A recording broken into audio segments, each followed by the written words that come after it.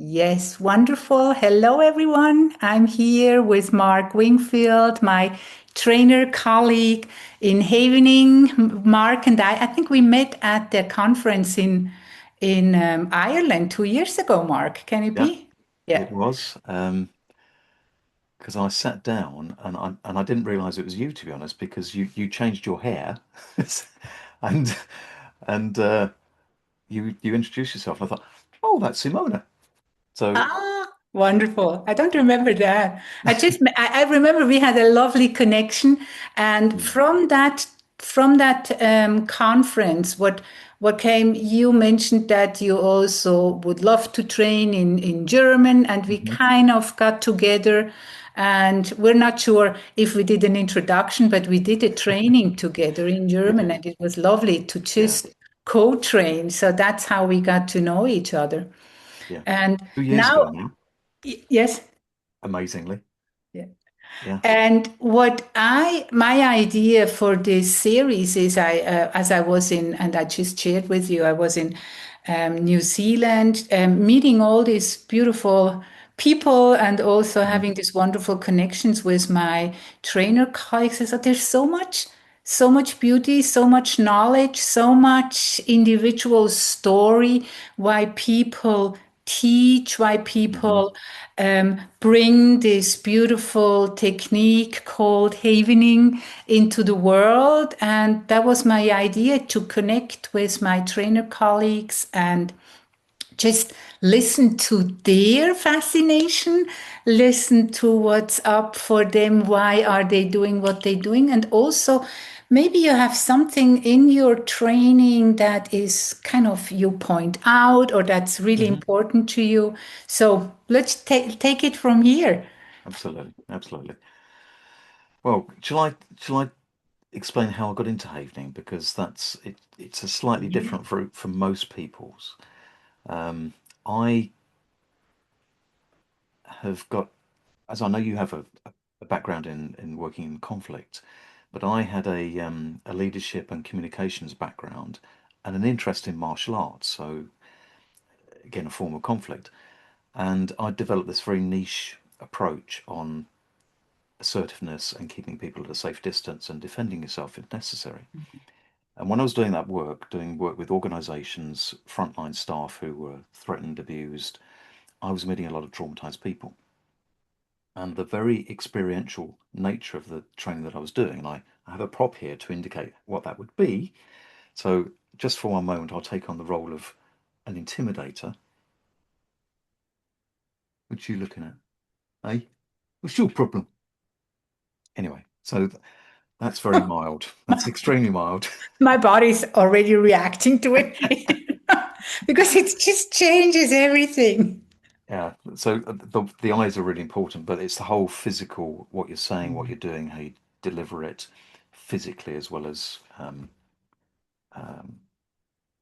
what you're saying and how you're expressing it. But the reason I mentioned that is because this experiential training, which is very challenging, but ultimately hugely empowering, you're coached as it happens to help you if there are any difficult moments and to encourage you when you have a challenge.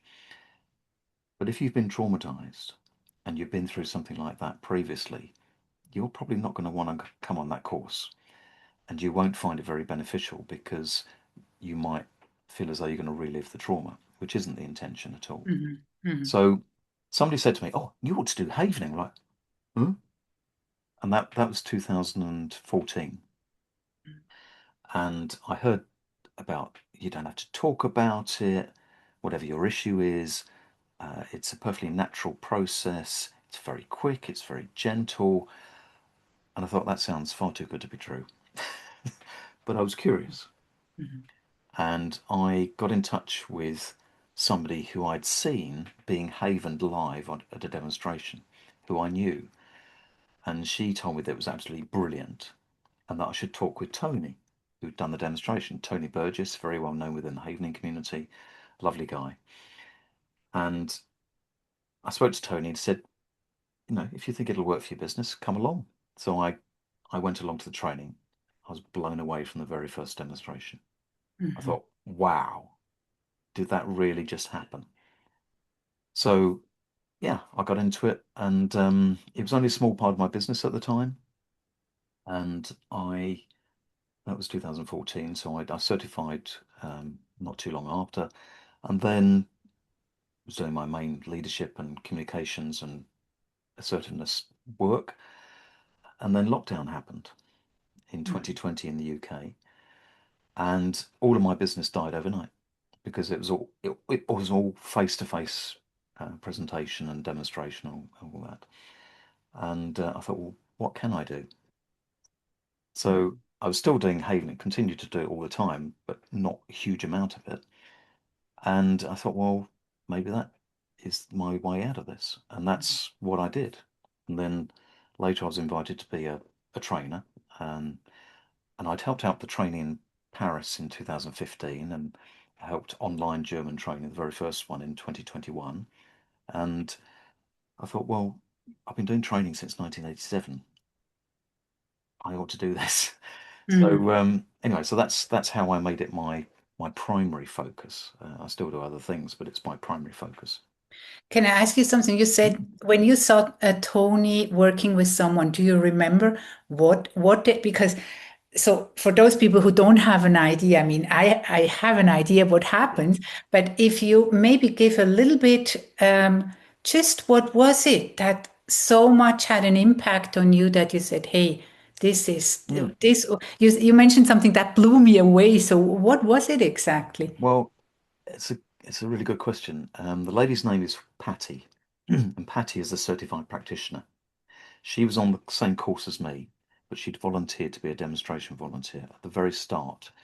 And Tony did something called event havening, which you'll be very familiar with, which is basically going back to a particular experience which wasn't very pleasant and has left a lasting emotional residue and probably some more besides. But this lady, keeping it short, her mum had died in tragic circumstances on the operating table in hospital.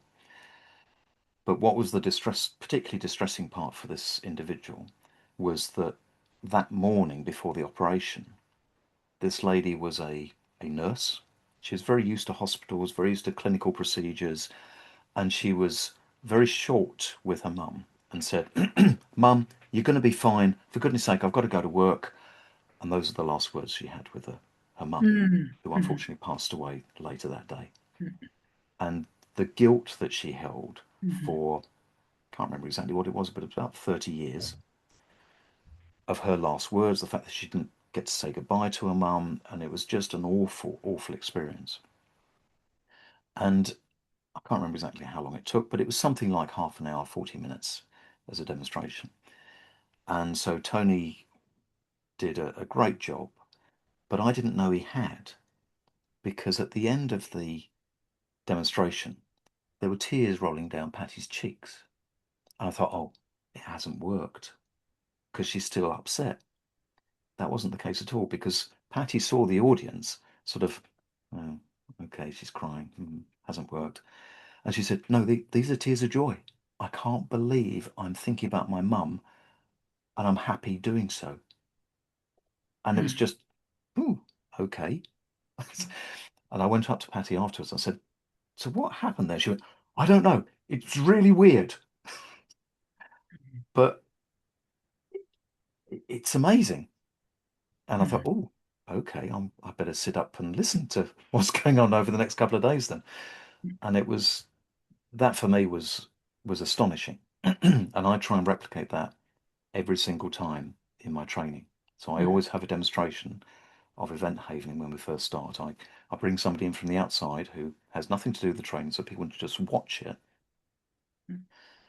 and hopefully they're blown away like I was. Mm. So it starts the course really well, and people are like, "Wow, this is brilliant!" Wow. And they're motivated to really get into the course, and it works.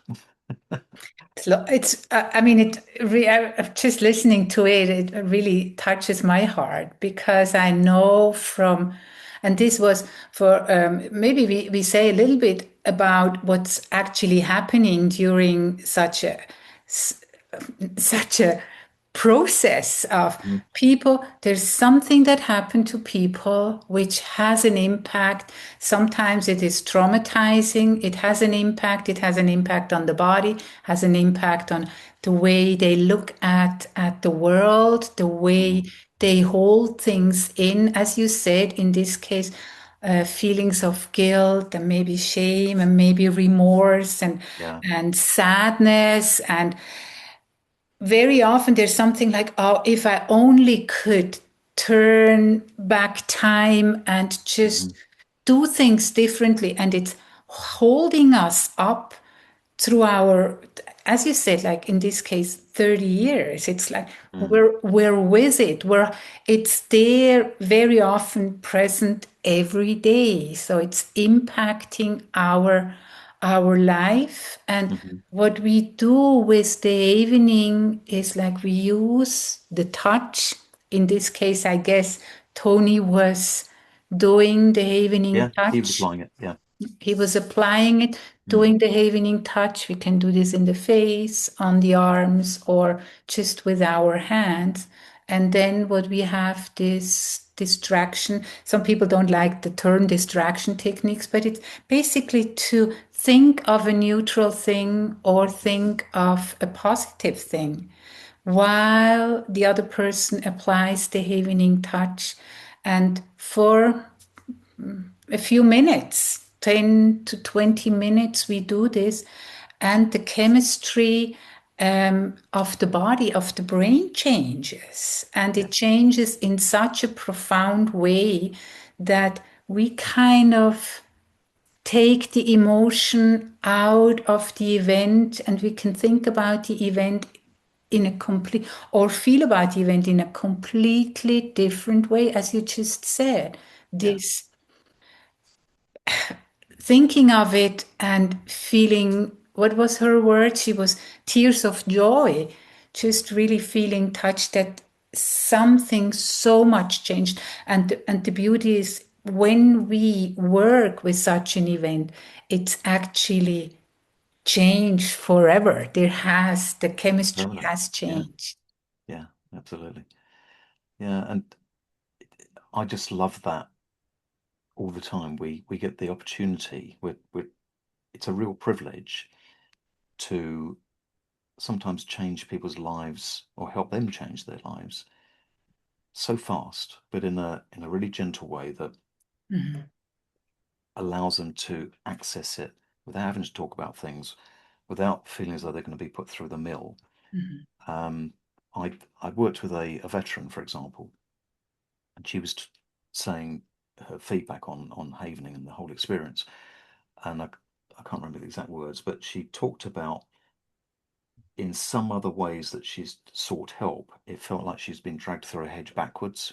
mhm, Whereas with Havening, it was, she said, almost enjoyable. mhm, And we did have a bit of fun actually with some of the distractions that we used and some of the methods. I mean, you talked about turning back time. There is, as you well know, outcome havening, for example, where we can't change the past, but we can change our relationship with it, mhm, and we can think of the ways that things could have done, and that for some people works so beautifully that it just clears things by itself, and it's again, and that can be fun. That can be quite mhm, surreal sometimes. But some people love that. Some people would, oh, I'm not sure about that, and or they're less imaginative. So you move to other techniques. mhm. There's such a palette or a toolbox of techniques to go to. There is always a way to help. That's the To lovely thing. bring ease back into someone's life. Mm, Yeah. Yeah, yeah. beautiful. So, is there anything, because you're a trainer, you have your own trainings, and what I just picked up that you take like someone who is not in the training, bring that person in, have a demo with that person. Hmm. Hopefully, there is such an impact as you experienced when you watched your first havening session. Is Hmm. there anything that you have a sense, well, this is just so gorgeous, or this is something I really like people to take with? Kind of anything you would like to share? I think the practicality of havening. So yes, of course, I go through and explain the neuroscience in so that it's really understandable, and it can be very complicated, as you know, but try and make it as easy as possible to understand. But the real essence of it is learning how to be competent and confident by the end of the course to be able to go out and try. And Mhm. as you certify, you get better and better and better, of course. But there are certain elements that really enhance that, and I try and bring in things like colour as standard, just to train people on innovative ways to move forward and always trying to update. We've just been talking about the recent conference and learning from that. I saw Dr. Ron Rudin, creator of Havening, a couple of years ago. Yeah, it is about 2 years ago actually. Um, and he gave a demonstration in London of talk transpirational havening, and that was just wow. And I'd never seen that demonstrated. So it's refining that delivery and passing that on to students. And I don't know about you, Simona, but the most satisfying thing for me is seeing your students achieving wonderful things. You think, oh, I've helped them be able to do that, which is very fulfilling. But when you see some of the results, I met up, I have a regular meet up with my students and had one earlier this week. And an Australian trainee of mine, she was explaining how she had helped a, somebody who's over 70. They're unfortunately suffering from Alzheimer's. And they're very, very worried about the diagnosis, as you can imagine. And not only was she of the opinion that his memory has been slightly improved, and you have to be careful what you promise with Haven, and that's not going to be guaranteed at all. But in his case, maybe because a lot of the fear element was taken away, there's a bit more space for the brain to work more effectively. We can speculate on that. But not only that, and just calming this gentleman down and being able to access the best of his life as he moves forward, he's lost tinnitus, this ringing in his ears. Wow. Yeah. And she wondered if it was going to be a temporary loss, and she checked in on him a couple of days later, and it's still gone. Mm, And that sort of thing is just mind blowing. mm, Um, I'm working with a lady in the United States at the moment who has chronic fatigue syndrome. mm, Again, we have to be careful what we promise, because if it's trauma related, then yes, we can help with Haven. If it's a physical thing, we may well not be able to. But this lady's got a lot of prior trauma, and we're working through that. And the change in her since we started working together is just phenomenal. And other areas, just recently, I've worked with uh,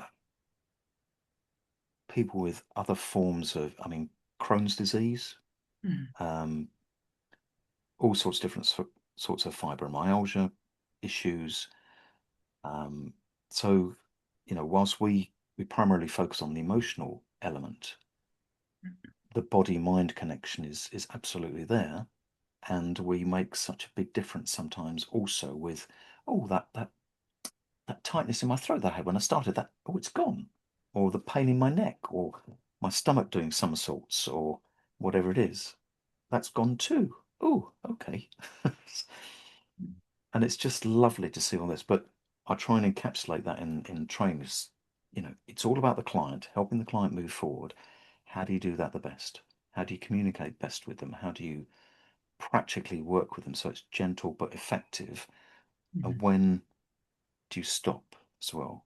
Because you might be getting towards the end of a session and you might think, okay, I could launch into this, but you don't want to leave your client in a position where they are suffering for the next week before you manage to see them again. So when to park things, when to just do a little bit of growth havening work instead of delving down and ferreting around for the root cause of the issue that the client is suffering from and can be traced back to.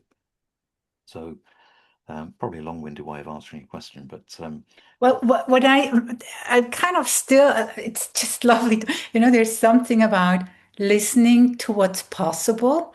And mm, you started off with, when I remember correctly, something about accompanying your practitioners or people who become practitioners Mm. and see what's possible also for them to what I call like contribute to the Yeah. well-being of other people. Hmm. And it reminded me that that's kind of what I take out as the joy. And it reminded me, I've I used to be also a trainer for nonviolent communication, and I was also used to be an assessor. That means accompanying people to become trainers for nonviolent communication. And after a while, I stopped because, for whatever reason, it was not joyful for me. There was no Mm. joy in it. So Yeah. I stopped. There's other people who really love to do it. What I find now being a trainer and working with I call them my practitioners, it's it it's just so much joy in accompanying them Mm. and giving them tips if I see something. But what's most touching is over time to see how they deepen, how they progress, and how they really learn to be of more service to other people.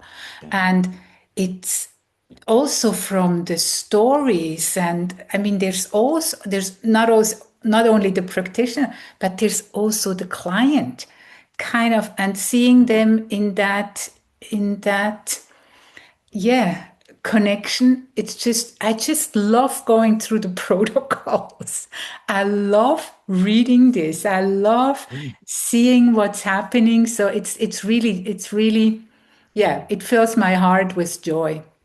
And there's another point I'm also took from what you shared is part of where I get more and more is about being an attuned practitioner, Yeah. because this is what I took from the beginning. We're very client centered. We're Yeah. very much listening to what it's not about pushing. It's not even, as you just said, like maybe at the end I have an idea of, whoa, that's kind of when I bring myself in, which I think I bring myself in probably a tick too much, because it's not so much about me and wanting to help them, but it's really being attuned to what's there, what's the right technique here, Mm. what is it, what is it's that interaction. And that, for me, what I'm very certain is needs it attuned is also about co-regulation. Uh-huh. So I'm able to be attuned when I'm in a space, in a space of regulated presence. And then working with a client, it's just, I mean, it's really nurturing also on both sides. A part of Mm. that, when we work online, we do the havening for ourselves too. And when we work with a client, we also do the havening on the client. So it's always some kind of an interaction. So yeah, it's Mm. lovely. Yeah, I was just reflecting on some of the most satisfying things I've seen my own trainees do, and or I've experienced myself. And I had a brand new trainee last year who's been doing a lot of work in the prison service, Mm, and her first case studies were just brilliant, mhm, just brilliant. I was like, wow. And I'll just give you one where uh, this lady, my trainee, had a meeting with an inmate, so a prisoner in a prison, and he was full of fury and hatred as he walked into the room, really aggravated. And she was like, "Ooh, he looks a bit upset." And he wasn't upset towards this lady, but he was very, very upset over an interaction between him and a prison officer. And he sat down full of hell. And this lady said, "Oh, how you doing?" And he said, "I'm going to kill him." But, okay, right. What, do you want to tell me? about what's going on. Don't need to go into the detail of it, but basically there'd been a confrontation, and this guy was actively making a blade to kill this prison officer with, to actually Mm, stab them with. It's pretty gruesome stuff. At the end of the session that this lady had with the prisoner, she said, and how do you feel about what you came in with when you were talking about this prison officer? I said, sorry, what do you mean? mm, It had just gone. mm, mm, She may well have saved this guy's life. Certainly saved him from being assaulted as a minimum, because that's what was going to unfurl. So it's not an exaggeration to say this stuff saves lives. Not only changes lives, but saves lives. I've personally got involved with people who were with suicidal ideation, and those people are still around now. And it's just lovely to be able to take out that overwhelming mm. distress and or fury or whatever the emotion is, and get people to go and get them to a place where they can manage their issues, whatever they are, and hopefully move on and contribute and do wonderful things. And it's just this life changer Mhm. in the Wow. hands of a certified practitioner who knows what they're doing. Um, so it's yeah. You talked about joy. This is joyful, absolutely Mm, joyful stuff, mm. and Great. why people should train in Havening, because they will feel what we feel. Just oh wow, I just help that person, and the just the self fulfillment and is alone worth it. But the change that you're making is just superlative. So It is actually, and that, there's one thing about, for me, it's also that part of helping them to help themselves, because of, we always teach the yeah, self-havening. So absolutely. Yeah, it's one way is to really work through stuff with a client, but also giving them something. I mean, we have it in our hands. It is when I'm able to, also in situations like this, if there is no one there, that I'm able to self-regulate yeah. and make it more bearable what's unbearable. So it's really beautiful. Mm. Personally, over the last year, I've had some challenging things which we don't need to share, but I really benefited because I was training students, and sometimes I would volunteer myself for them to work on me. And I had a particular lady that worked with me, and by sheer coincidence, it happened twice over the period of training that we were doing, and she helped me so much. Mm. And I was able to put to one side some personal things that were going on, and it just kept me sane. And it was fantastic, and highly recommended.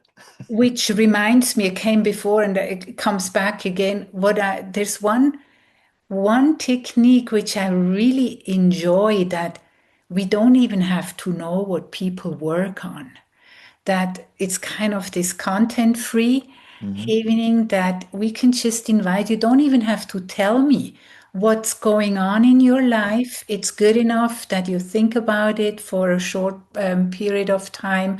Then we start with engaging our working memory, and then we do the evening. And we, as listener, we don't have to know what the other person is working on, Yeah, and it still works. And yeah, that's, I mean, this is just, it's just really, really beautiful. yeah, yeah. Thank you And so much. I know you have trainings coming up. Is there anything you would like to share? And I will also link your contacts under the video. So if people have questions, or if they want to contact you, they find you. And maybe you want to say something about any upcoming trainings. thank you, Simone. Yeah, I run training on a very regular basis. So we're talking at the end of 2025. So I usually do something each month. They're public courses. What I'm really looking forward to doing next year is to do more speaking on Havening. at conferences and for organisations, and do Great. more work with organisations that really want to do proper well-being at work. So yeah, that's Great. my plan So for you, next year. the link will be found, so people can contact you, can have a look into what's going on Brilliant. next year. Great. Thank you so much. Thank Thank you, you so Simona. much. It Lovely was to such a talk. pleasure. Yeah, it was lovely to talk. I'm going.